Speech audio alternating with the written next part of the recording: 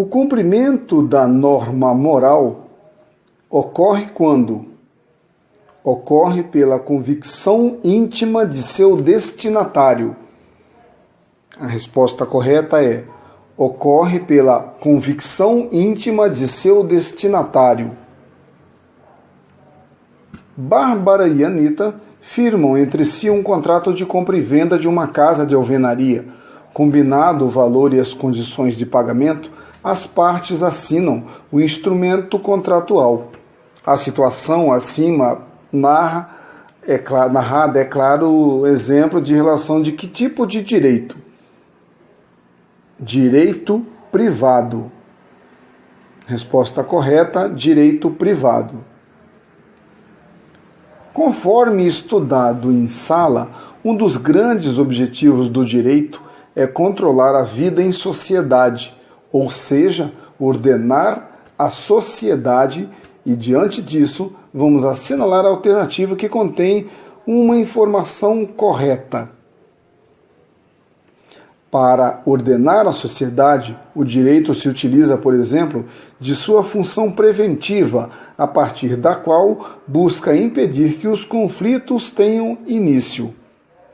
A resposta correta é: se o direito é para controlar a vida em sociedade, a afirmativa correta é: para ordenar a sociedade, o direito se utiliza, por exemplo, de sua função preventiva, a partir da qual busca impedir que os conflitos tenham início. Próxima questão. Qual das escolas do pensamento jurídico indicadas abaixo representa a ideia de juspositivismo mais radical? A escola da exégese. Resposta correta: a escola da exégese.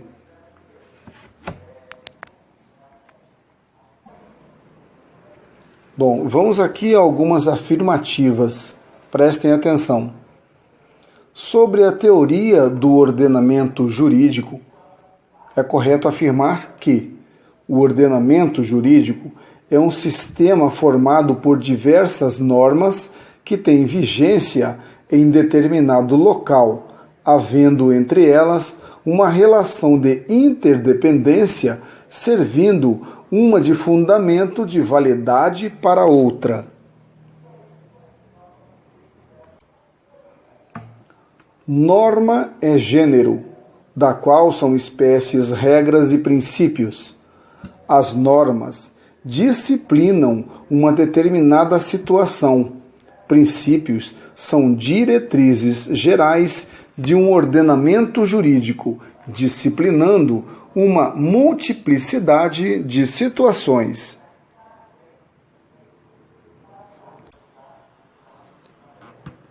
O direito é coercível, pois ao contrário da moral, ele pressupõe a possibilidade de utilização da força para seu cumprimento.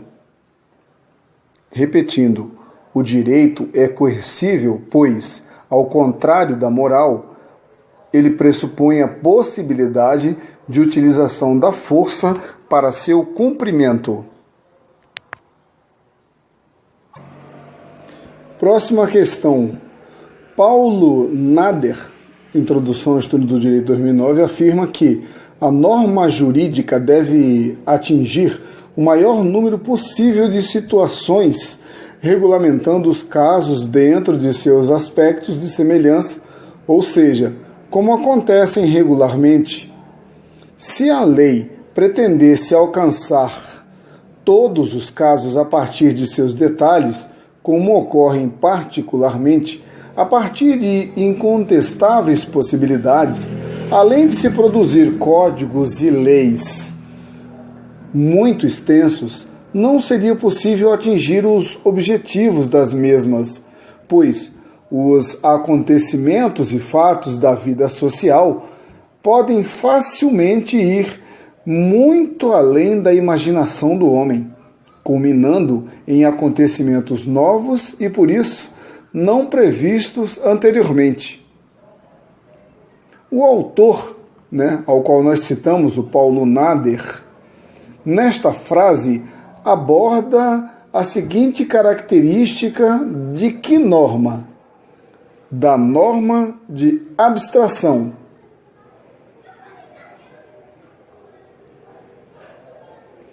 Próxima questão, Paulo Nader, em sua obra Introdução ao Estudo do Direito, em 2009, na página 85, apregoa que a norma jurídica é preceito de ordem que obriga a todos que estejam em situação jurídica similar.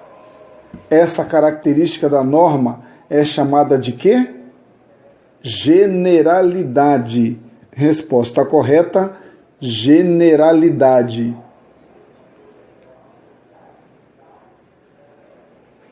Fonte é a nascente da água, e especialmente é a bica donde verte água potável para uso humano. A fonte é reveladora do que estava oculto daquilo que ainda não havia surgido, uma vez que é exatamente o ponto de passagem do oculto ao visível. Vai-se dizer, então, que a fonte do direito é o local de origem do direito.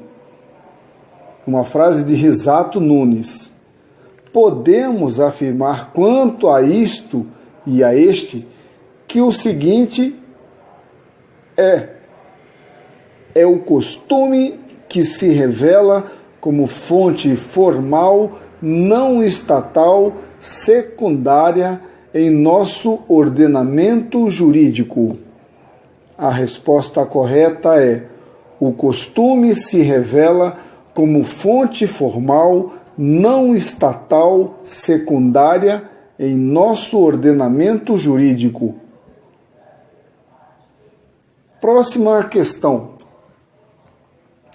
A Carvalho de Menezes Empreendimentos Imobiliários, localizada na cidade de Moriaé, Minas Gerais, celebrou em 1989 contrato de promessa de compra e venda de um imóvel localizado na Praça Santo Antônio, número 90, ali com Luiz Cabral de Menezes, pagável em 240 prestações mensais e reajustáveis.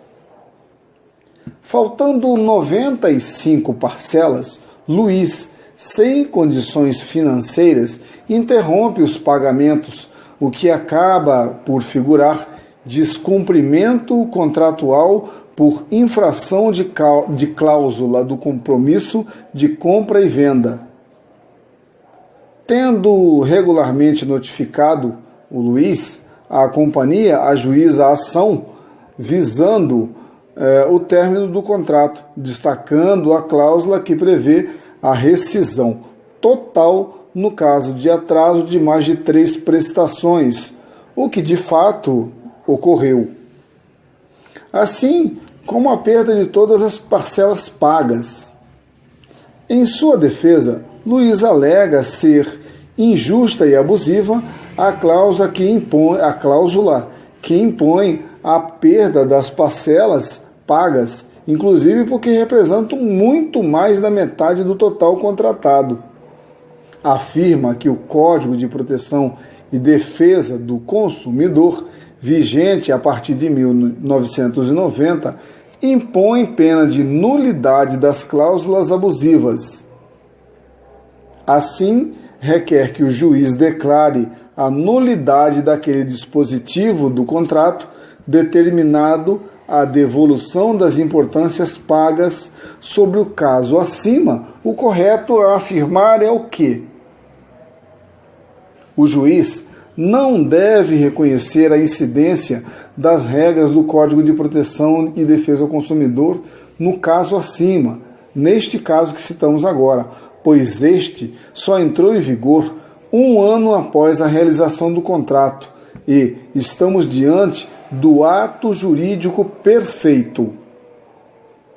A resposta correta relativo a esse caso da Carvalho Menezes Empreendimentos é: O juiz não deve reconhecer a incidência das regras do Código de Proteção e Defesa do Consumidor, neste caso acima, pois este só entrou em vigor 1 ano após a realização do contrato e estamos diante do ato jurídico perfeito.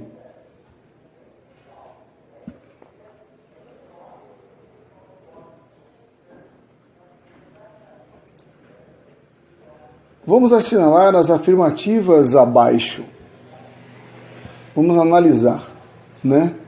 E dentre elas vamos afirmar as corretas. Vamos lá. Dessas afirmativas previstas, nós temos que denomina-se a repristinação o fenômeno do qual a lei revogada é restaurada quando a lei que revogou perde a vigência. Quando um preceito de uma lei contraria uma nova ordem constitucional, falta-lhe fundamento de existência e validade, e por isso disse que ele não foi recepcionado.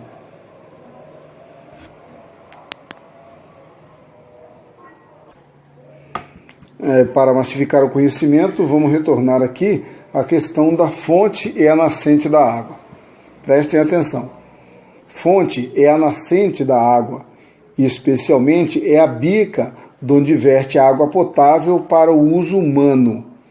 A fonte é reveladora do que estava oculto, daquilo que ainda não havia surgido, uma vez que é exatamente o ponto de passagem do oculto ao visível.